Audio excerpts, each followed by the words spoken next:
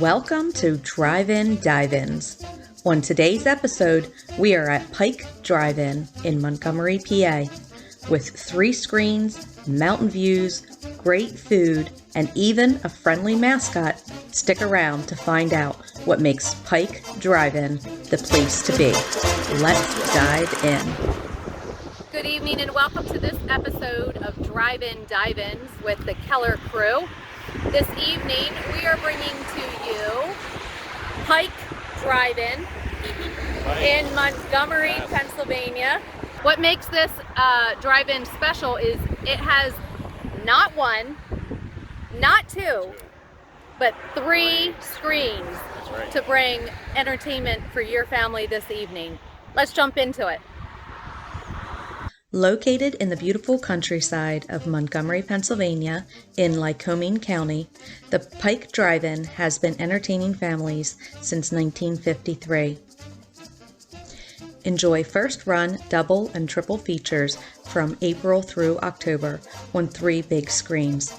Double features start at dusk, so be sure to arrive early on Friday and Saturday nights. Gates open at 7:30 p.m. Check the website for occasional Sunday features. Show schedules are posted on Pike's social media and website, which you can find the link to in the description box of this video. Hey, so we're in our spot. We're all set up here. We got our whole setup in here, got our sleeping bags and make it nice and soft and comfy and some pillows and everything. So we take it pretty seriously. I mean, especially if you're going to be here for 2 movies, it really is worth the extra effort to go ahead and put in some soft blankets and things like that. And you get here, it's hot, and then by the end of the night, it's chilly. By midnight or so, it gets pretty chilly. So make sure you got plenty of that kind of stuff and keep yourself comfortable and everything. And so tonight we're seeing our movie on screen 1. This is our screen 1. And you can see we got this incredible backdrop over here. Just phenomenal. And as we pan around here, you'll see the next screen is screen 3, which currently is not showing any videos. They have a film projector in there, the old school film. And so that one is not currently showing any videos. And then down here beyond the snack bar is screen number 3, screen number 2. And so that's screen number 2. And now check this out. While we're coming around here, you got to see this awesome thing that my incredible wife figured out. So when you put the seats down, that's great. You got lots of room to spread out in there, especially if the kids are along and you're all piled in the back. That's great to have that extra space in there. But the awkwardness between the back and the front, you got the front seats and everything else, and you need something to lean against and sit up against. And this here had a gap there. It was going to look like we were going to lose our pillows, but my genius wife figures this out. What if, she says, this was the whole way down. She said, what if we lift it up like this and then lean the seat back and position it, slide it back and lean it back just right. Not the headrest Perfect supports recline. And you're not going to be, if you got kids in here, you're not going to climb up there or something because you're liable to break this headrest off. So I wouldn't suggest climbing all over it or anything like that. But for just reclining against it like that, perfect 45-degree angle. We might as well have one of those beds in the back that fold or whatever it is. So yeah, that's our setup there. We got a little bit of Bluetooth music going, real quiet. You want to respect all the other people at the drive-in. Right. Everybody has their own little space. So it's real cool at the drive-in to have your own space and to be able to connect with other people and all that sort of stuff. But you want to show respect and not be sitting out here blaring all kinds of music, because if everybody has different music going, that would get to suck after a while. So we like to play just nice and quiet and a little something to pass some time. We oftentimes will do games or like card games and stuff like that. People pass football. You pass football and stuff. People set up tables and chairs and play games. We've had like practically full meals out there at the tables already. Different drive-ins have different rules for food. Excuse me, for outside food. So that's always important to check with that. Something to remember is that the drive-in's not going to make any money off of the films typically for a period of time, unless they're older films. And they make all of their money off the concession sales, and that's why people like to complain, oh, the popcorn and soda is so expensive. That's what's keeping this place open. So if you come to the drive-in, don't bring a cooler full of food and use all your own food and not support the concession stand. Make sure you at least buy something in there. Buy the kids some ice cream or something. Do something to give them some money in at the concession stand and help keep them alive. Our experience coming in here was fantastic. I mean, these people are so friendly. We told them about the videos we're going to be doing, and they were just so excited, and they couldn't wait to get involved, and they want to know anything to help us and be involved in this.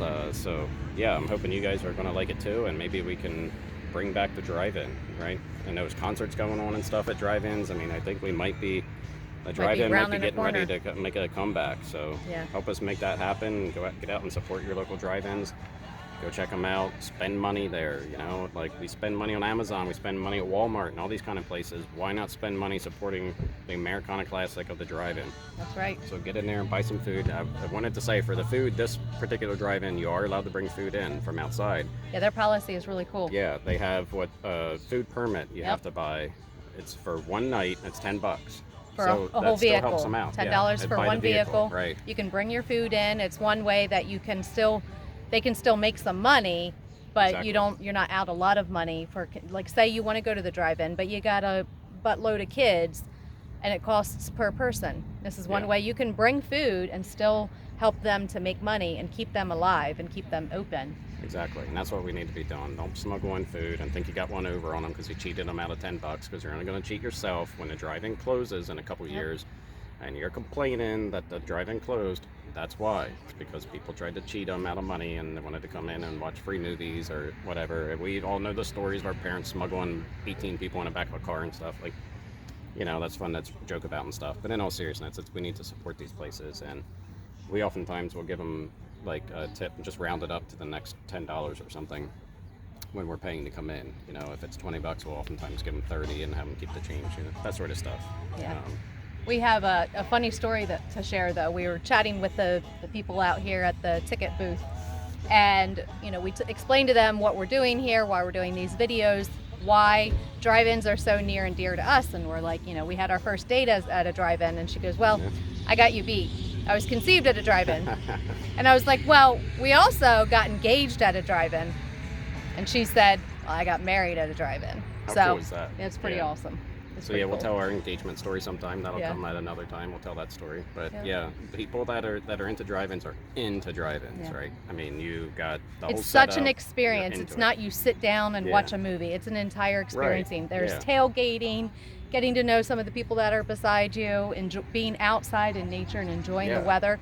And with the backdrop that this one has, guys, how can you beat this is up notch right here. We have never been to a drive-in with looks like this, views like this. I mean, that's $1 million view. I got me a shirt, and in order to get one that says staff, I gotta work here. Gotta work here. That's gonna be like a 2-hour drive. For more than one day. For more than one day. So speaking of working here, how many people work here? How many people does it take? We have 10 total. 10 total? To run the whole place? Whole place. That's impressive. We're very cost efficient.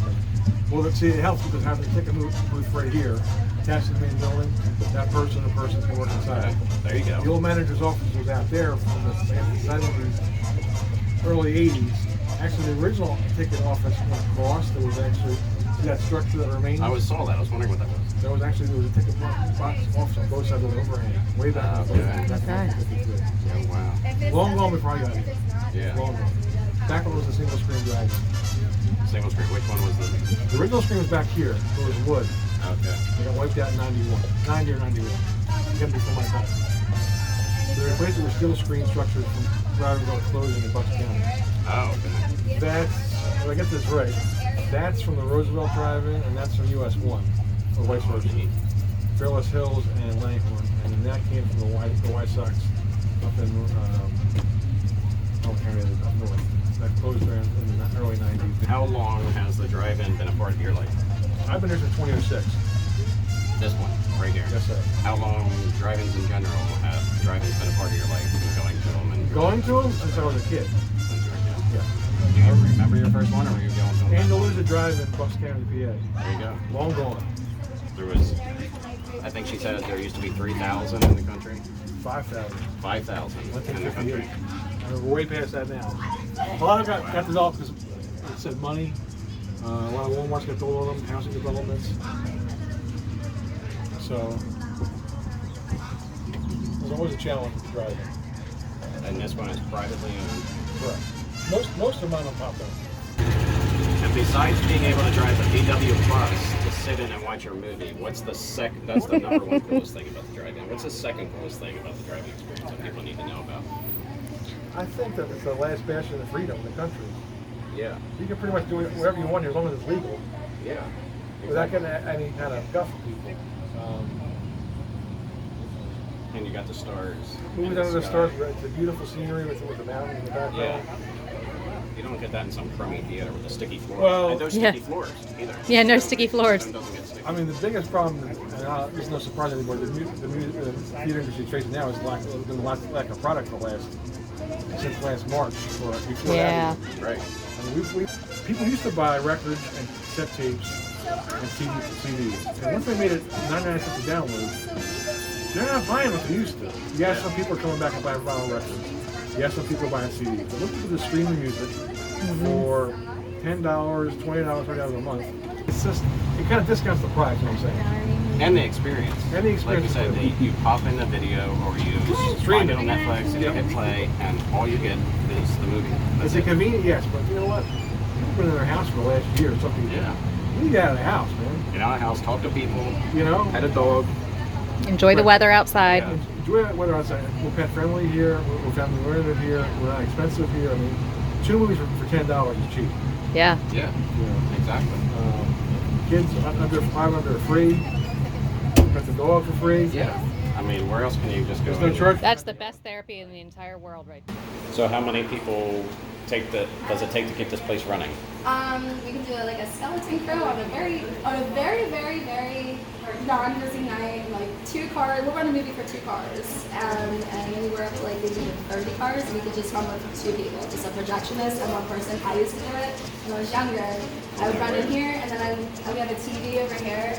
So I had a camera sitting with box offices so that I could do both things. So I used to run box office in here, so I put that there okay. so that I could do everything here, and then I would see the car, and then I would just run out, say hi. That's awesome. And go. So you run movies for just 2 cars. We can do really well. Well, the first year we ran it for, I remember it was our very first Sunday that we were open and just 1 car came, and that became our regular. Like we loved that car every time we were here every week. Christine projector. This is from screen. I actually think this is the one we had on screen too. So they're all digital now. So how will we get something like this? Do you know? I mean, that's